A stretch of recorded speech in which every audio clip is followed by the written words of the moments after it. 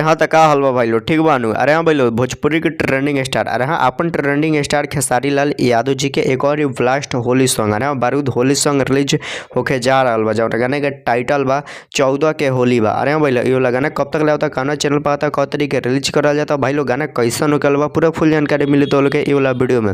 तो लोग ये वाला वीडियो के शुरू से लेकर लास्ट तक देख लेंगे। बाकी अभी तक हमारे चैनल के सब्सक्राइब नहीं कर गए तो अभी सब्सक्राइब कर देंगे। तो भाई लोग तो लोग सबसे पहले बता दी कि हाँ गाना कैसन होके वाला बात है। भाई लोग देखल लेकिन ये वाला गाना बहुत ही बेस्ट, बहुत ही झकास होके वाला बा और बहुत ही अच्छा होके वाला बा। अरे भाई लोग ये वाला गाना खेसारी लाल यादव के सबसे बारूद और सबसे हट के होके वाला बा। काहे कि ये वाला गाना के मतलब बहुत ही अच्छी तरीके से बनावल गल बा, बहुत ही मजा आई अगर तो लोग ये वाला गाने के सुनबा लगिन तो। बाकी भाई लोग तो लोग बता दी कि हाँ गाना लिखले के बा। अरे हाँ भाई लोग तो गाना लिखले बड़ा कृष्णा बेदर्दी। बाकी भाई लोग एमे म्यूजिक दिले बड़ा विकास यादव। अरे हाँ भाई लोग गाना लिखले बड़ा कृष्णा बेदर्दी और म्यूजिक डायरेक्टर बड़ा विकास यादव। और भाई लोग गाना गईले बड़ा भोजपुरी के ट्रेंडिंग स्टार खेसारी लाल यादव और खुशी कक्कर। अरे हाँ भाई लोग भोजपुरी के ट्रेंडिंग स्टार खेसारी लाल यादव और खुशी कक्कर गाना गईले बड़ा, लेकिन बाकी गाना बहुत ही बारूद, बहुत ही झकास बा।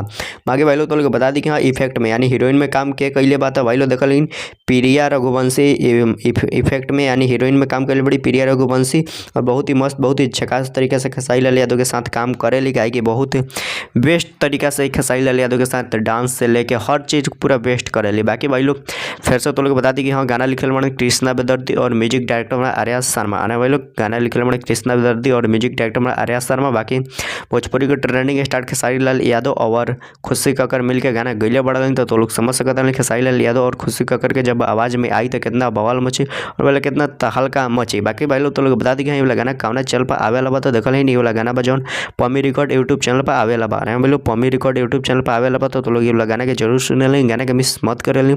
गाना बहुत ही बेस्ट, बहुत ही झकास बा, बहुत ही हाई क्वालिटी वीडियो के साथ तो लोग ये वाला गाना देखे के मिली। अरे हाँ भाई लोग तो लोग बता दी कि ये वाला गाना कौ तारीख रिलीज करल जाए। अरे भाई लोग तो 12 तारीख यानी कल सुबह 12 तारीख रिलीज करल जाए 6:30 में। अरे भाई लोग कल सुबह 6:30 में पम्मी रिकॉर्ड यूट्यूब चैनल पर रिलीज करल जाए तो लोग गाना के मिस मत कर लें। गाना बहुत ही बेस्ट, बहुत ही झकास बा, बहुत ही हाई क्वालिटी, हाई बजट के वाला गाना बनावल गल बा। बाकी भाई लोग गाना बहुत ही अच्छा बा तो लोग सुनबा लेकिन तो यार मजा आ जाए, इतना अच्छा तरीके से वाला गाने के बनावल गल बा।